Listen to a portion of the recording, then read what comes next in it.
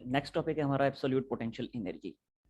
अब हमने potential energy का एक और फार्मूला ड्राइव करना है यहाँ पे इस टॉपिक में, कि किसी भी अर्थ की ग्रेविटेशनल फील्ड में किसी भी पॉइंट पे अगर हम पोटेंशियल एनर्जी फाइंड करना चाहते हैं, ग्रेविटेशनल पोटेंशियल एनर्जी फाइंड करना चाहते हैं, तो उसके लिए फार्मूला क्या होगा, उस फार्मूले की डेरिवेशन हमने करनी है।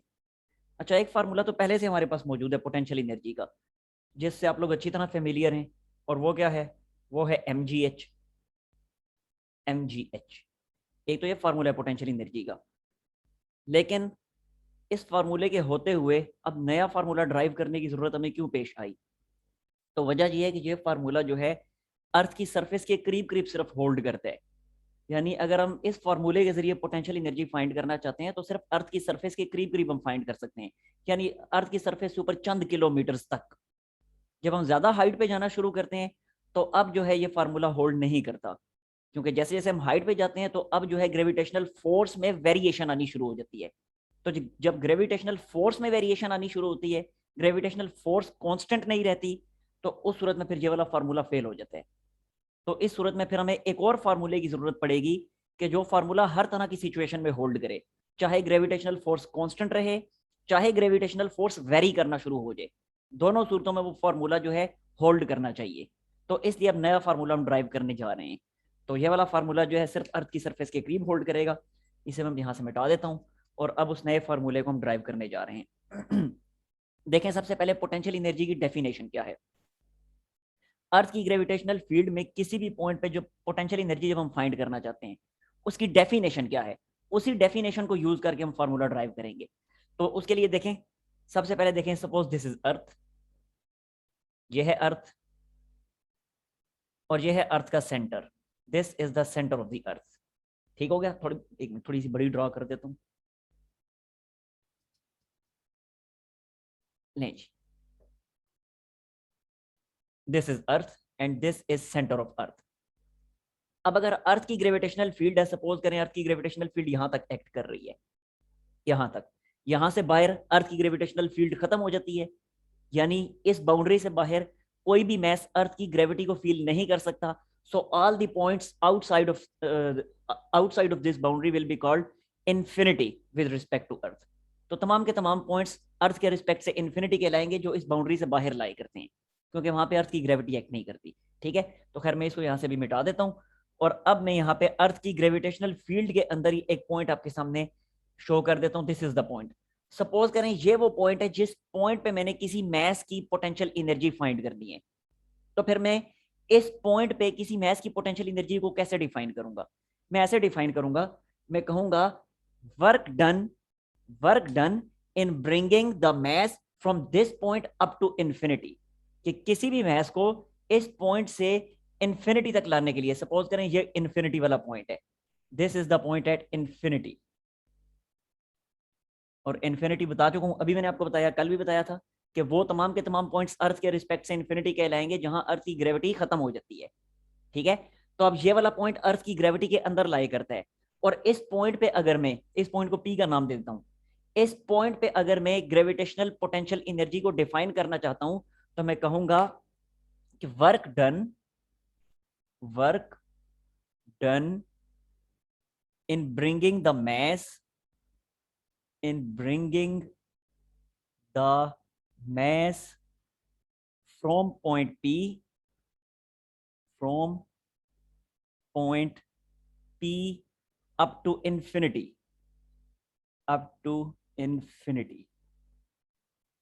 is called potential energy, is called absolute potential energy.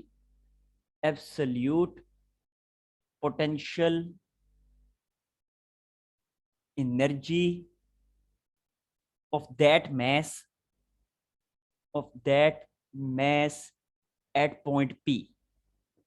ठीक है, कि कोई भी मैस जिसको मैं पॉइंट पी से इंफिनिटी तक ले जाता हूं, तो पी से इंफिनिटी तक ले जाने में जितना वर्क मुझे करना पड़ेगा, वो वर्क जो है पॉइंट पी पे उस मैस की पोटेंशियल एनर्जी कहलाएगा। ठीक हो गया? इतनी चीज समझ आ गई है? अब इसी डेफिनेशन को यूज करके हमने एब्सोल्यूट पोटेंशियल एनर्जी के लिए फार्मूला ड्राइव करना है। जी, यहां तक मुझे बताएं कोई मसला?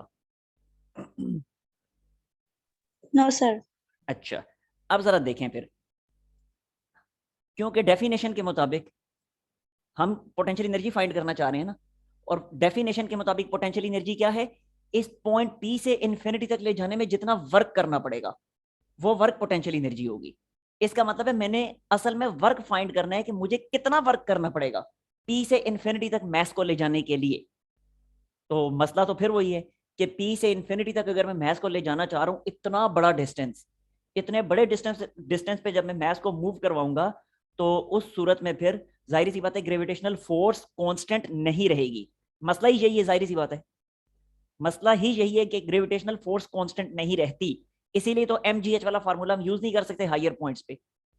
तो अब यहाँ भी अभी मसला अपनी जगह पे मौजूद है कि पी से इन्फिनिटी तक ले जाना चाह रहा हूँ तो फोर्स कांस्टेंट नहीं रहती। तो इस तरह की सिचुएशन को हैंडल फिर मैं कैसे करूंगा, मैं ये करूंगा कि पी से लेके इन्फिनिटी तक का जो पूरा डिस्टेंस है उस डिस्टेंस को छोटे छोटे इंटरवल्स में डिवाइड कर दूंगा। इतने छोटे इंटरवल्स में डिवाइड करूंगा कि उनमें से हर एक इंटरवल के दौरान फोर्स ऑलमोस्ट कांस्टेंट रहेगी, और फिर उन तमाम इंटरवल्स के दौरान वर्क फाइंड करूंगा, उन तमाम वर्क्स को ऐड करूंगा तो मुझे टोटल वर्क मिल जाएगा पी से लेके इन्फिनिटी तक ले जाने के लिए। ठीक हो गया, तो ये हमारी स्ट्रेटेजी होगी। तो सबसे पहले फिर मैं क्या करता हूँ, पी से इन्फिनिटी तक तमाम के तमाम डिस्टेंस को छोटे छोटे इंटरवल्स में डिवाइड कर लेता हूँ। और अभी मैं क्या करता हूँ, अभी अब मैं इस पॉइंट को इन्फिनिटी का नाम नहीं देता, फिलहाल मैं कहता हूँ कि ये पॉइंट जो है दिस पॉइंट इज एन। ठीक है, और ये वाला जो है ये फर्स्ट पॉइंट है, ये वाला है फर्स्ट पॉइंट। तो अब मैं करूंगा क्या, तो देखें ये फर्स्ट पॉइंट का जो डिस्टेंस है अर्थ के सेंटर से, इस डिस्टेंस को मैं नाम दे देता हूं R1 का। इसी तरह ये सेकंड पॉइंट है, यानी जिन इंटरवल्स में मैं डिवाइड कर रहा हूं, तो सेकंड पॉइंट का जो डिस्टेंस बन रहा है अर्थ के सेंटर से उसे मैं R2 का नाम दे देता हूं। ठीक हो गया, R1 R2। इसी तरह आगे है थर्ड पॉइंट। अब थर्ड पॉइंट का जो डिस्टेंस है अर्थ के सेंटर से उसे मैं नाम दे देता हूं R3 का, up to so on R3। और इसी तरह ये nth पॉइंट है, तो इस nth पॉइंट का जो डिस्टेंस बनता है अर्थ के सेंटर से, ये इधर करके मैं ड्रॉ कर देता हूँ, उधर जाहिर है बहुत खिचड़ी पक जाएगी। तो ये देखें जी, ये nth पॉइंट का जो डिस्टेंस बनता है अर्थ के सेंटर से, इसको मैं और n का नाम दे देता हूँ। सपोज करें यहाँ पे एक और पॉइंट है, n से पहले वाला पॉइंट है, उसे मैं कह देता हूँ n-1। तो इसका जो डिस्टेंस बनता है अर्थ के सेंटर से, इसको नाम क्या दे दूंगा, Rn-1, Rn-1। ठीक हो गया। अब मैं क्या करने वाला हूं, इन तमाम इंटरवल्स के दौरान मैंने करना है वर्क फाइंड। ये सारे के सारे इंटरवल, ये देखें पहला इंटरवल कितना बनेगा, .1 से लेके .2 तक का जो डिस्टेंस है, इसको मैं नाम दूंगा, पहले इंटरवल के डिस्टेंस को नाम दूंगा डेल्टा आर का। ठीक है, ये delta R1, delta R2, delta R3 up to so on. इन तमाम इंटरवल्स के दौरान मैंने वर्क फाइंड करना है। ठीक हो गया, और जब सारे वर्क मैं फाइंड कर लूंगा तो आखिर में उन तमाम वर्क्स को मैं ऐड कर दूंगा तो मुझे टोटल वर्क मिल जाएगा, और जो टोटल वर्क होगा वही तो हमारी जो है पोटेंशियल एनर्जी होगी, एब्सोल्यूट पोटेंशियल एनर्जी। ठीक हो गया जी। अब मैं फिर स्टार्ट कर रहा हूँ। उसके लिए डेफिनेटली फिर मुझे ये इंटरवल्स के ये जो डिस्टेंस हैं, ये डिस्टेंसेस मुझे जरूरत पड़ेंगे। यानी ये वाला डिस्टेंस कितना है, ये वाला डिस्टेंस कितना है, अप टू सो ऑन। यानी हर दो पॉइंट्स के दरमियान के जो डिस्टेंसेस हैं वो सारे के सारे डिस्टेंसेस मुझे जरूरत पड़ेंगे। तो देखें फर्स्ट इंटरवल का जो डिस्टेंस है ये इतना वाला डिस्टेंस, ये फर्स्ट इंटरवल का जो डिस्टेंस है, यानी जब मैं फर्स्ट इंटरवल के दौरान मूव करूंगा तो ये डिस्टेंस कितना है, इस डिस्टेंस को मैं नाम दे देता हूं डेल्टा आर का। तो बिल्कुल क्लियर है आपके सामने, यहां से डेल्टा आर किसके इक्वल होगा, delta R will be equal to R2 minus R1। क्या ख्याल है, ऐसा होगा या नहीं होगा जी? जी सर, ओके, ऐसे ही हो। यस। तो डेल्टा आर डिस्टेंस जो है that will B R2 minus R1। इसी तरह अब ये पूरे का पूरा जो इंटरवल है, इस इंटरवल का जो मीन डिस्टेंस होगा, यानी इस इंटरवल के बिल्कुल मिड में जो पॉइंट लाया करेगा इस जगह पे, उस पॉइंट के डिस्टेंस को अगर मैं मेजर करना चाहता हूं तो वो क्या होगा, उस पॉइंट को मैं नाम दे देता हूं फिर R का, and that will be equal to R1 plus R2, R1 plus R2 divided by 2। क्योंकि हमें पता है कि कोई से भी दो डिस्टेंसेस हैं या कोई से भी दो नंबर्स हैं, उनका मीन निकालना हो, मीन मीन्स एवरेज, अगर उनका एवरेज निकालना हो तो एवरेज कैसे निकालते हैं, जैसे सपोज करें 5 और 8 का एवरेज निकालना है, या चलें 5 को छोड़े 6 और 8 का एवरेज निकालना है, तो क्या करेंगे, 6 और 8 को ऐड करेंगे, आंसर आता है 14। 14 को 2 पे डिवाइड करेंगे, आंसर विल बी 7। तो 7 जो है 6 और 8 के दरमियान एवरेज होगा। इसी तरह कोई से भी दो नंबर्स का अगर एवरेज निकालना हो तो उन दोनों को ऐड करके 2 पे डिवाइड किया जाता है तो एवरेज आ जाता है। तो इसी तरह अब ये जो डिस्टेंसेज हैं R1 और R2 डिस्टेंसेज, अगर मैंने इनका एवरेज निकालने, देखें ये R1 डिस्टेंस और ये R2 डिस्टेंस, अब अगर इनका एवरेज निकालना है तो क्या करूंगा, इन दोनों को ऐड करके 2 पे डिवाइड करूंगा तो ये मेरे पास आ गया एवरेज। सो ये this R is average distance, this is average distance. ठीक हो गया जी। तो इस तरीके से हमें एवरेज मिल जाएगा। अब ये सब कुछ मैं कर किस लिए रहा हूं, उस चीज को समझ लें। यहां पे पहले मैं साइड पे समझा देता हूं आपको, फिर मैं प्रॉपर डेरिवेशन स्टार्ट करता हूं।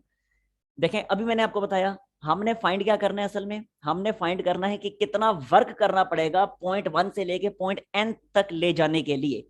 अब वर्क का फार्मूला क्या होता है, वर्क होता है F D cause of theta. ठीक हो गया। अब थीटा तो हमें पता है, क्योंकि जाहिर सी बात है अर्थ की ग्रेविटेशनल फील्ड है डाउनवर्ड और डिस्टेंस कवर हो रहा है 1 से n की तरफ, यानी ऊपर की तरफ, तो थीटा हो गया 180 डिग्री। तो ओवरऑल तो ये बन जाएगा माइनस एफ डी, क्योंकि cos 180 माइनस 1 होता है। अब अगले स्टेप में जरा देखिएगा, ये एफ जो है, ये एफ कौन सी वाली फोर्स है, जाहिर सी बात है एफ जो है अर्थ और वो मैस जो हम मूव करवा रहे हैं इन दोनों के दरमियान फोर्स ऑफ ग्रेविटेशन है, जो कि हमेशा क्या होती है, जो कि होती है G M M divided by R square. अब आर कौन सा डिस्टेंस है, आर डिस्टेंस है अर्थ के सेंटर से लेके उस मैस तक का डिस्टेंस। ठीक है, तो उसको मैं नाम दे देता हूं फिर फिलहाल आर का, that will be r square. और डी कौन सा डिस्टेंस है, डी वो डिस्टेंस है कि जितने डिस्टेंस तक आप मैस को मूव करवा रहे हैं। अब मैं तो पूरे के पूरे पाथ को इंटरवल्स में डिवाइड कर चुका हूं ना, और हर इंटरवल का अपना अपना वर्क फाइंड करना चाहता हूं ना, तो इसलिए अब यहाँ पे जो डिस्टेंस होगा वो इंटरवल का डिस्टेंस होगा, दैट इज डेल्टा आर। तो यहाँ पे फिर मैं लिख दूंगा डेल्टा आर। ठीक हो गया। तो डी की जगह मैं लिख दूंगा डेल्टा आर, इसीलिए डेल्टा आर मैंने पहले फाइंड कर लिया। अब बात यह है कि ये आर जो है ये कौन सा डिस्टेंस है आर डिस्टेंस अभी मैंने आपको बताया, आर ये स्मॉल आर जो है ये डिस्टेंस है उस मैस का अर्थ के सेंटर से। अब अगर मैस पॉइंट 1 पे पड़ा हुआ है सपोज करें, तो उसका डिस्टेंस अर्थ के सेंटर से क्या बनेगा, वो बनेगा R1। ऐसे ही अगर मैस पॉइंट 2 पे पड़ा हुआ है तो उसका डिस्टेंस क्या होगा अर्थ के सेंटर से, वो होगा R2, up to so on. अब जब मैस मूव कर रहा है फर्स्ट से सेकंड इंटरवल के दरमियान, जब मैस फर्स्ट से जब मैस जो है फर्स्ट पॉइंट से सेकंड पॉइंट के दरमियान मूव कर रहा है, यानी फर्स्ट पॉइंट से सेकंड पॉइंट की तरफ जा रहा है, तो डिस्टेंस उसका चेंज हो रहा है R1 से R2 की तरफ जाहिर है जब पॉइंट 1 पे है तो उसका डिस्टेंस है R1, पॉइंट 2 पे चला जाएगा तो डिस्टेंस हो जाएगा R2। तो जैसे जैसे 1 से 2 की तरफ जा रहे हैं तो उसका डिस्टेंस चेंज हो रहा है, R1 से R2 हो रहा है उसका डिस्टेंस। अब जब डिस्टेंस चेंज हो रहा है, हमें तो यहाँ पे डिस्टेंस की पर्टिकुलर वैल्यू पुट करनी होगी ना, तो डिस्टेंस की पर्टिकुलर वैल्यू के लिए फिर हमें क्या चाहिए होगा, उन दोनों पॉइंट्स का मीन डिस्टेंस, उनका एवरेज डिस्टेंस। इसीलिए ये एवरेज डिस्टेंस साइड पे मैंने फाइंड कर लिया। जी मुझे बताइए इतनी लंबी कहानी समझ आई है? जी यस। सर। अच्छा जी। अब फिर मैं प्रॉपर डेरिवेशन स्टार्ट करता हूं। अब आपको इस चीज का पता चल चुका है कि डेल्टा आर क्यों फाइंड किया और ये मेन डिस्टेंस में क्यों फाइंड कर रहा हूं। अब ये मेन डिस्टेंस थोड़ा सा मजीद मॉडिफाई होगा आगे चल के। तो अब मैं स्टार्ट कर रहा हूं प्रॉपर डेरिवेशन। तो देखें जी, सबसे पहले वंस अगेन एवरेज डिस्टेंस जो होगा पॉइंट नंबर 1 और पॉइंट नंबर 2 के दरमियान, ये मैं लिख देता हूं average distance between point 1 and point 2, जिसको मैं नाम दे रहा हूं स्मॉल आर का, and that will be equal to R1 plus R2 divided by 2। इतनी बात होगी। दूसरा, पॉइंट 1 का पॉइंट 2 से जो डिस्टेंस है उसको क्या नाम दे रखे है, डेल्टा आर का, तो ये भी लिख देता हूं distance between 1 and 2, distance between point 1 and point 2, वो क्या है, उसको नाम दे रखा है हमने डेल्टा आर का, and that is equal to R2 minus R1। ठीक है। अभी मैंने आपको बताया कि ये जो एवरेज डिस्टेंस है, अभी हमने इसको मजीद थोड़ा सा मॉडिफाई करना है, सिंपलेस्ट फॉर्म तक लेके आना है। अभी सिंपलेस्ट फॉर्म नहीं है, तो मजीद अगर इसकी मॉडिफिकेशन करनी है तो मैं क्या करूंगा, जरा देखिएगा। यहां से मैं R2 की वैल्यू सेपरेट कर लूंगा, इसी फार्मूले से R2 की वैल्यू सेपरेट करता हूं तो क्या बनेगा, नीचे लिख देता हूं, चलें। यहां से बनेगा R2 will be equal to R1 plus delta R. आगे समझ बात की। अब मैं क्या करूंगा, अब यहां से मैं नाम दे देता हूं इसको इक्वेशन नंबर 1 का, इसे नाम दे देता हूं इक्वेशन नंबर 2 का। अब इक्वेशन 2 को इक्वेशन 1 में पुट करूंगा तो पूरी इक्वेशन जो है वो R1 की फॉर्म में कन्वर्ट हो जाएगी, यानी डेल्टा आर जो है वो यहां से हो जाएगा, सॉरी R2 जो है वो यहां से हो जाएगा रिमूव।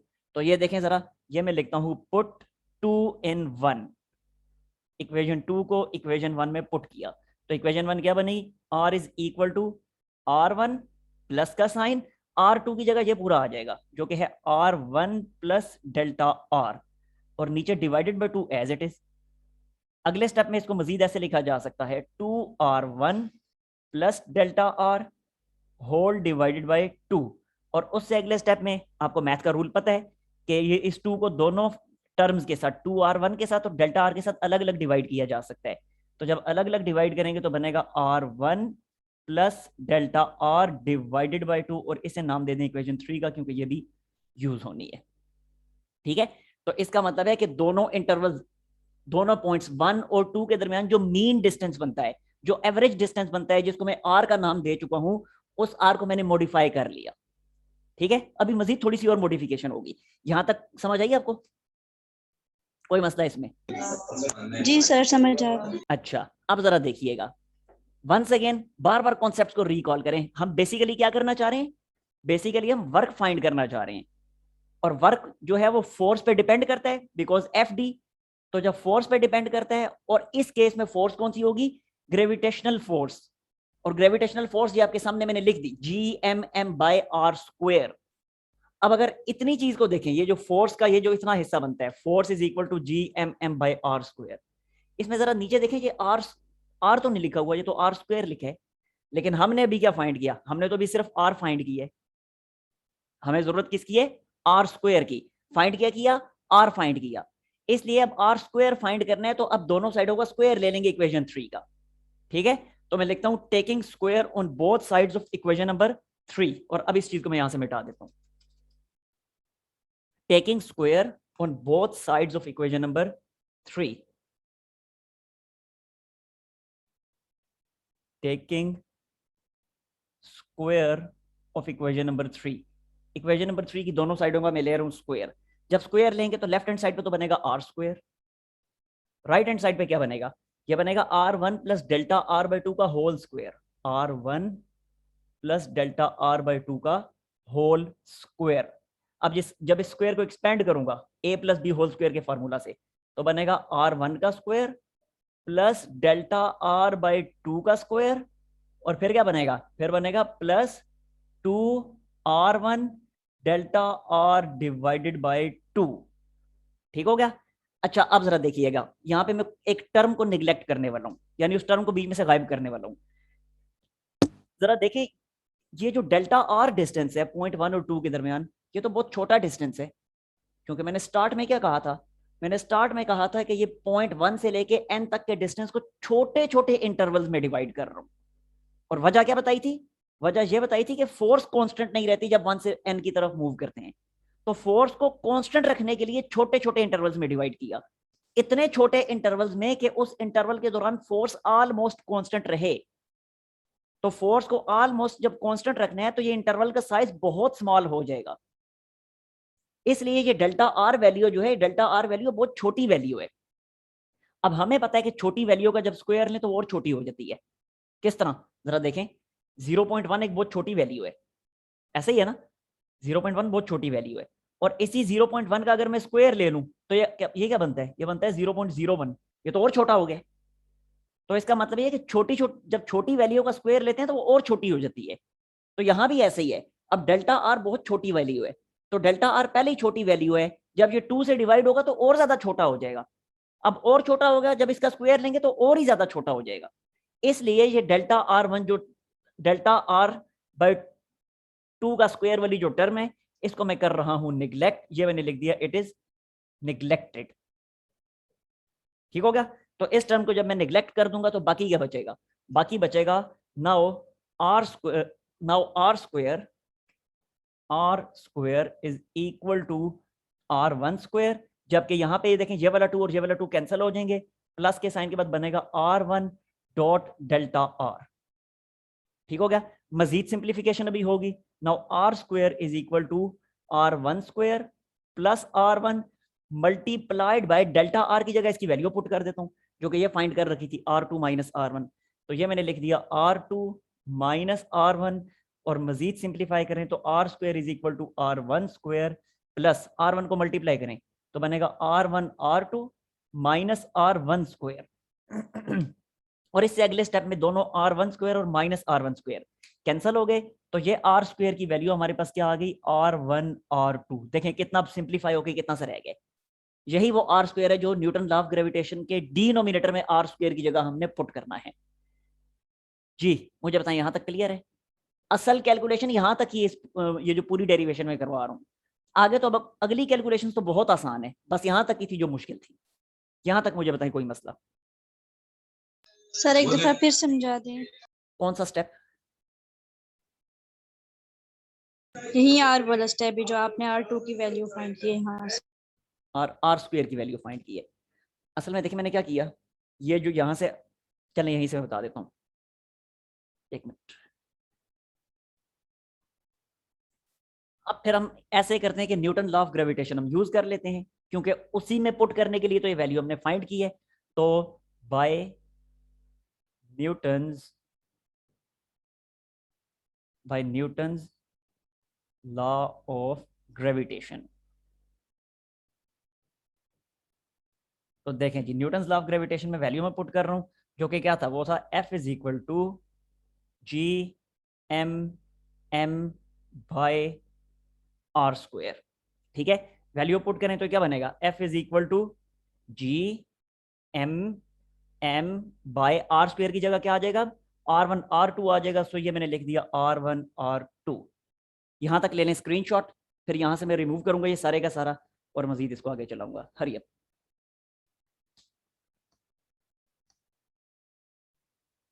ले लिया सर।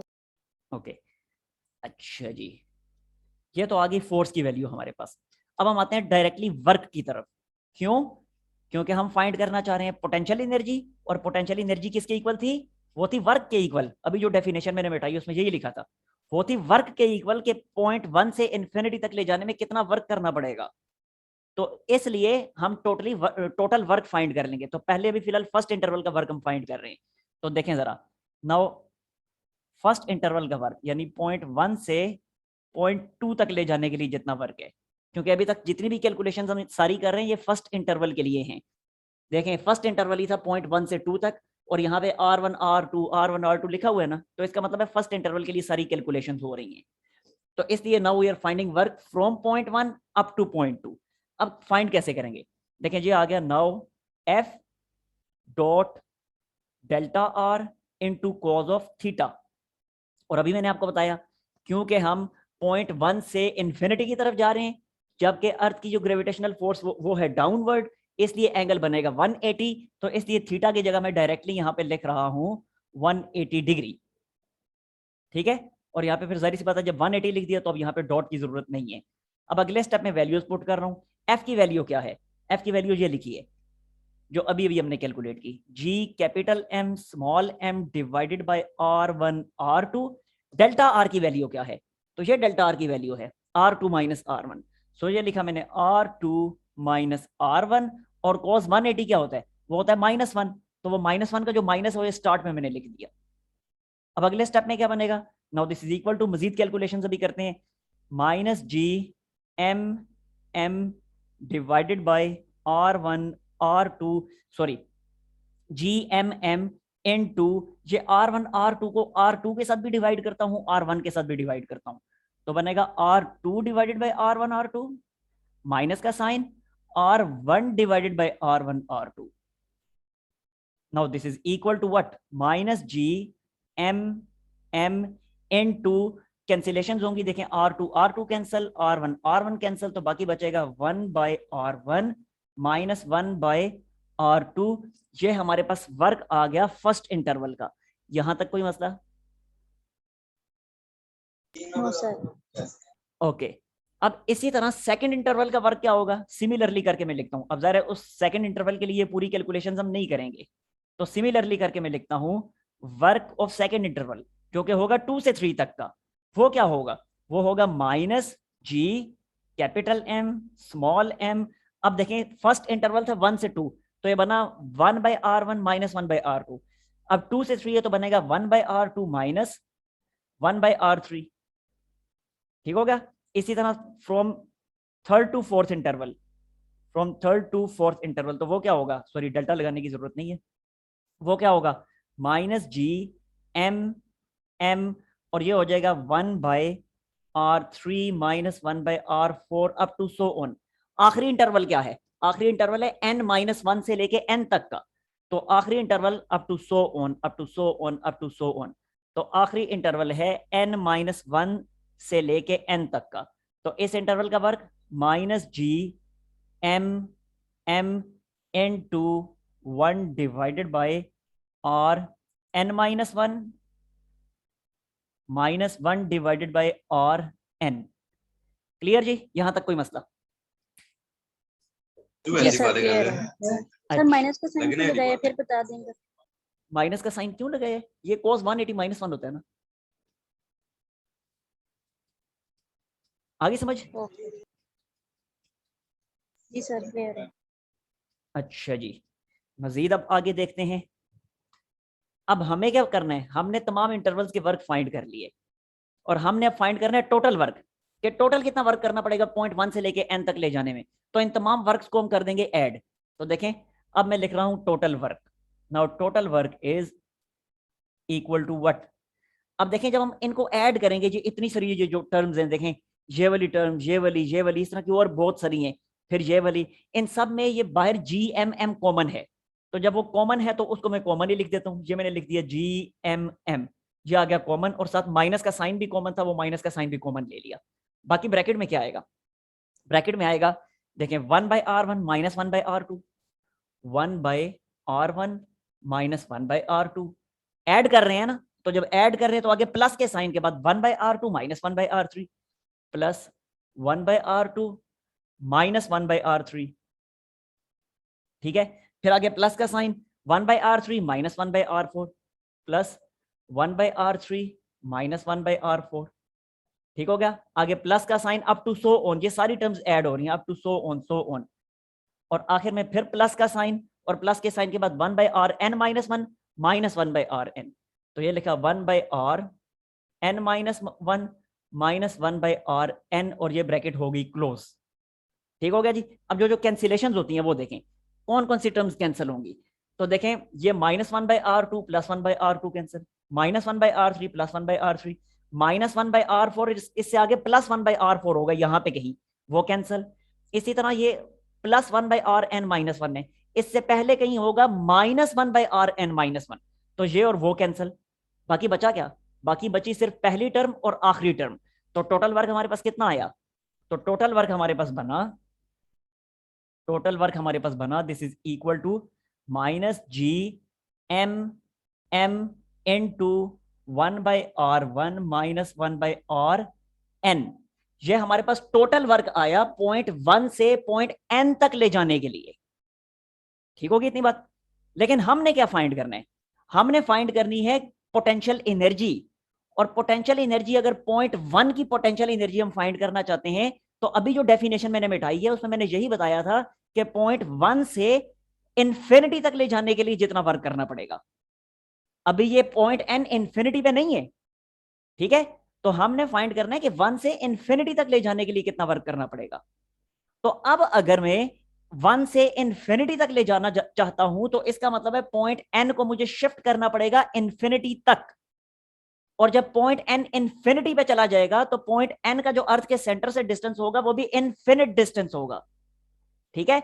तो यहां पे मैं लिख भी देता हूं, for absolute potential energy, absolute potential energy point n should be at infinity, at infinity, point n को इन्फिनिटी पे होना चाहिए, और जब पॉइंट n इन्फिनिटी पे जाएगा तो फिर ये जो डिस्टेंस होगा पॉइंट n का, जिसको rn हमने कहा हुआ है, वो rn क्या हो जाएगा, rn हो जाएगा इन्फिनिटी, ये इन्फिनिटी का साइन होता है, तो rn हो जाएगा इन्फिनिटी, ठीक है। तो अब जब मैं rn की जगह इस फॉर्मूला में इन्फिनिटी पुट करूंगा, तो देखिए अब ये टोटल वर्क क्या बनेगा, now total work is equal to, now total work is equal to minus G capital M small m 1/r1 minus 1/rn, rn की जगह इन्फिनिटी आ गया तो यह आ गया 1/r इन्फिनिटी। और 1 बाई इन्फिनिटी क्या होता है? 1 बाई इन्फिनिटी होता है 0। तो लिहाजा ये सेकंड टर्म हो जाएगी खत्म। अब मैं ये वाली साइड मिटा रहा हूं क्योंकि अब इसकी जरूरत नहीं बाकी बची। ठीक है,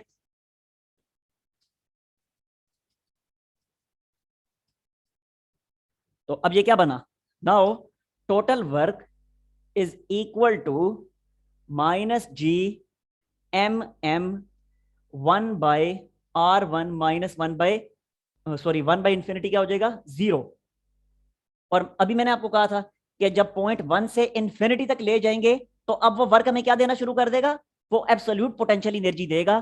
तो अब क्योंकि मैं देखें 1 से इन्फिनिटी तक ले जा चुका हूं, इसलिए आर एन की जगह इन्फिनिटी लिखा है। तो अब ये वाला वर्क जो है ये पोटेंशियल एनर्जी दे रहे हैं, और पोटेंशियल एनर्जी को डिनोट किया जाता है यू से। तो यू किसके इक्वल आ गया? वो आ गया minus G M M divided by R1। तो इसका मतलब है पॉइंट 1 की पोटेंशियल एनर्जी के लिए ये वाला फॉर्मूला हमें मिल गया। और अगर पॉइंट 1 की जगह कोई भी जनरल पॉइंट है तो उस पॉइंट के लिए फिर R1 की जगह सिंपली R लिखना पड़ेगा मुझे। तो जनरल फार्मूला फिर बनेगा minus G M M divided by R, and that's the final expression of absolute potential energy.